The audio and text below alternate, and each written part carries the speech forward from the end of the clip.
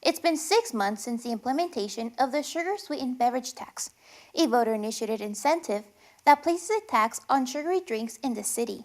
The city awards grant money to health organizations like Dental Aid in an effort to serve underserved populations. Jonathan, you're going to have a seat right in there. It isn't the most pleasant visit, All right, go ahead and open.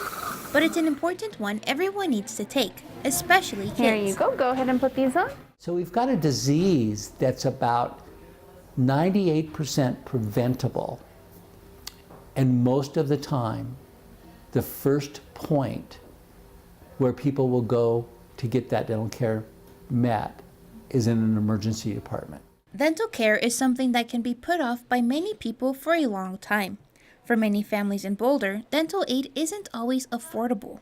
Go ahead and bite down for me. Though there is medical assistance available from the government, only a certain number of patients can be seen a certain number of times.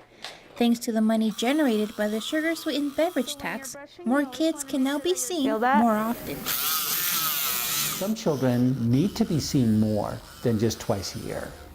To keep them healthy and maintain health, with this grant, we'll be able to see them maybe 3 times a year or 4 times a year. Dental aid has been operating in this space since the 80s, and each year about 8,000 to 9,000 patients pass through here.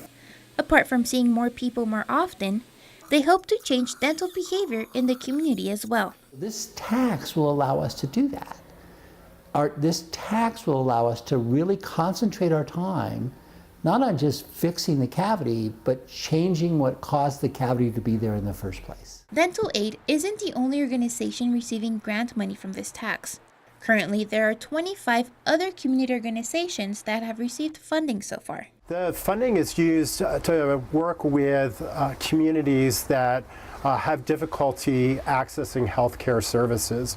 And so working on issues like health equity and to improve health outcomes for all of our Boulder residents. The city began collecting the money from the tax in July of 2017. To date, the city has distributed more than $2.3 million to the 25 community organizations that work on issues like health promotion and health equity in the city. The organizations that got behind the measure and the citizens that got behind the measure had very specific purposes for the revenue.